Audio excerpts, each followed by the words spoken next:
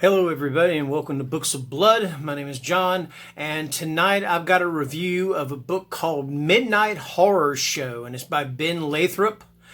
So this one is published by Crystal Lake Publishing, and I get their newsletter, and they sent me a thing saying, "Hey, would you like a copy of the book as an ebook, either EPUB or a Mobi copy?" So I wrote and told them, I said, "Hey, I'd like to read this and review it for you guys."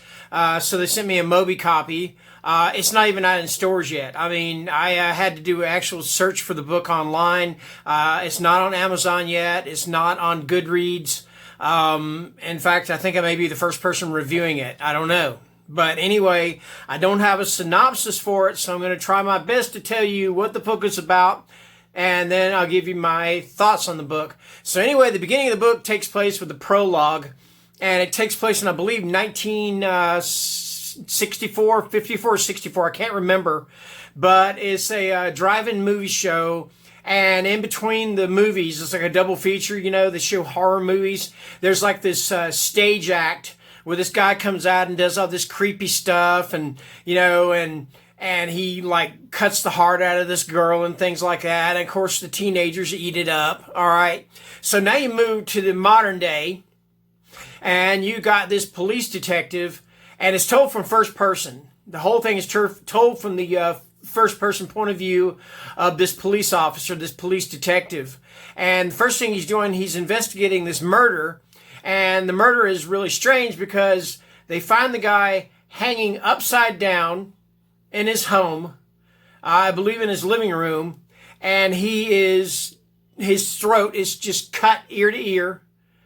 Yet there is no sign of blood anywhere. All right. So that's one mysterious thing about it. All right. So then the police detective, he meets up with this kid, this weird kid. He's kind of the loser kid, the kid that, has long hair and dresses different from everybody else. And he's into horror movies and horror productions and stuff like that. Works at the video store and talks about horror movies, regular Quentin Tarantino, in other words. And so this kid is like the outcast.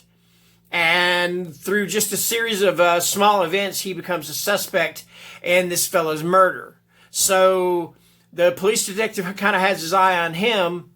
But then there's also these other weird things that are going on. Like, for instance, people start reporting that they're seeing wolves in the town when there are no wolves in the town. I think it's an Iowa town. I can't remember. I believe it's Iowa.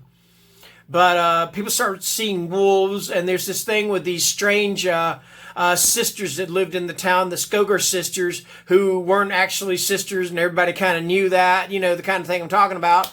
They were these kind of mysterious recluses, and they kind of had a hold on the town, sort of, and stuff.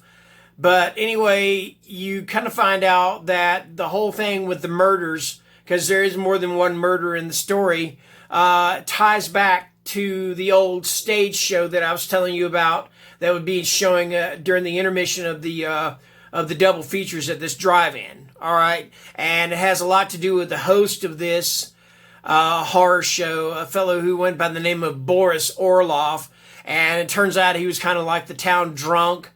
He was kind of like he was a maintenance man, and he kind of was kind of like the town drunk and stuff too. But he was just kind of a weird character. And the whole thing ties in, like I said, with this drive-in movie show. It ties in a little bit with the weird kid, of course, and you find out a little about him and his relationship with this Boris Orloff character, and then also with these mysterious sisters. And then after the sisters die, their brothers move into the house they were living in. I don't want to give away too much, but there's some pretty decent moments of gore in the thing. One girl, she gets her jaw literally ripped off on screen. And for the most part, I will have to say this. I like this book. I give it a 3-star rating, but I didn't love this book, okay? And I think the reason being is because I kept waiting. It seemed like there was always going to be this big payoff with a lot of scenes in it where you're going to get these pretty gruesome moments of gore or some pretty decent maybe jump scares as far as books are concerned. However books are done, a jump scare is done in a book, I don't know. But it just never happened. So, yeah, there's that. But anyway, I don't think this is the guy's first novel. I think, well, then again, I think I may be right. I think it is his first book. So it's a decent effort. But then again, like I said, I just did not love it. So yes, this is my review for Midnight Horror Show. And I'm going to give it a 3-star rating. Just on the fact that, like I said, I liked it, didn't love it, and I expected a lot more from it. Anyway, thank you for watching, and have a great weekend, because the weekend's getting ready to start, all right? Cool. All right, awesome. See you later. Bye.